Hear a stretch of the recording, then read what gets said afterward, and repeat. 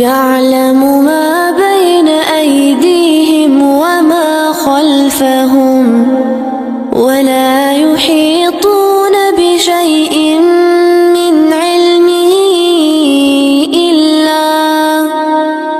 إلا بما شاء. وسع كرسيه السماوات والأرض ولا يئوس